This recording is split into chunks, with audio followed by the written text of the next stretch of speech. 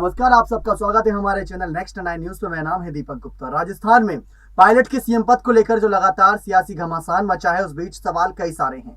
कहा जा रहा है कि सोनिया गांधी ने अपने हाथ में कमान ले ली है और ये राजस्थान का जो भी सियासी संकट का पूरा मसला है वो अपने तरीके से सुलझाती नजर आएंगी। केसी वेणुगोपाल ने साफ कहा था 48 घंटे के अंदर कोई ना कोई नतीजा सामने आएगा, लेकिन अभी तक कुछ अता पता नहीं है।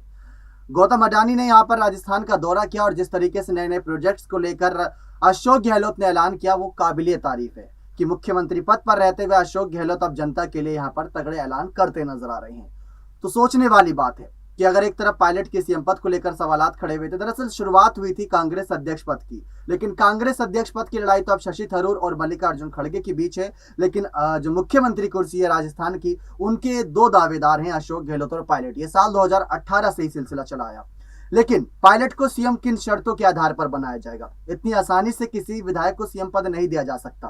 कल हमने आपको जानकारी दी थी गहलोत के इस्तीफे को लेकर कि गहलोत किन शर्तों के आधार पर इस्तीफा देंगे। तो आज यहीं पर बात करते हैं पायलट की किन शर्तों को मतलब आला कमान की तरफ से ऐसी कौन सी शर्तें हैं जो पायलट के सामने रखी गई होंगी, जिनको उन्हें स्वीकार करना होगा, तभी उन्हें सीएम पद मिल पाएगा। ऐसा नहीं है कि गहलोत पूरी तरीके से ही सीएम कुर्सी पर अपना कब्जा जमाए बैठे। आज नहीं तो कल उन्हें सीएम पद छोड़ना पड़ेगा, जो एक कड़वी हकीकत है, क्योंकि उम्र का तकाजा भी मजबूर करेगा उनको इस पद से इस्तीफा देने के लिए या अलविदा कहने के लिए। तो सबसे बड़ा चेहरा इस समय राजस्थान में अशोक गहलोत है, तो उनके साथ साथ पायलट भी हैं सीएम पद की रेस में।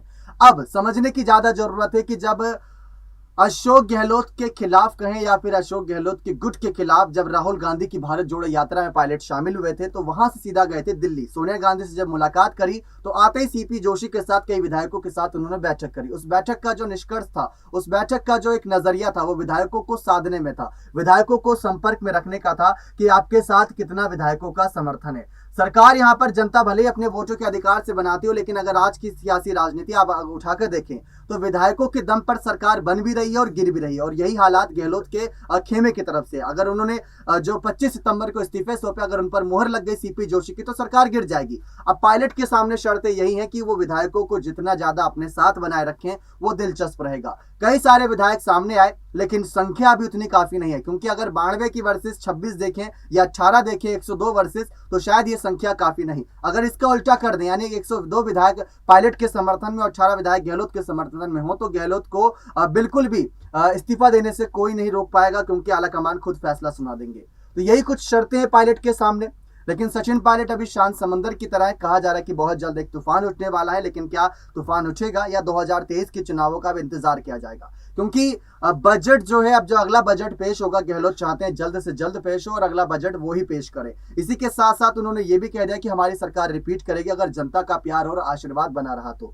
लेकिन आपको क्या लगता है कि आला कमान ने कुछ और शर्तें भी रखी होंगी पायलट के सामने? क्या इसके अलावा भी कोई और शर्तें नजर आ रही है? अगर हाँ, तो अपनी राय कमेंट सेक्शन में जोड़ दीजिएगा। लेकिन इस समय शर्तें बहुत सारी हैं, लेकिन पायलट के सामने चुनौतियां जिस तरीके से 25 सितंबर से शुरू हुई, लगातार ये मामला चला आ रहा है। पायलट चुप है, लेकिन उन्होंने कहा है कि कांग्रेस पार्टी के साथ ही रहेंगे और सरकार रिपीट कराने की ओर देखेंगे। अब देखते हैं उनको सीएम पद को लेकर क्या मल्लिकार्जुन खड़गे या शशि थरूर जो अध्यक्ष पद की लड़ाई लड़ रहे हैं, उनमें से कोई एक फैसला सुनाता है, या खुद सोनिया गांधी आकर कुछ बड़े ऐलान करती हैं राजस्थान के सियासी संकट में। बने रहे चैनल के साथ, ऐसी और तमाम बड़ी खबरों के लिए बहुत बहुत धन्यवाद।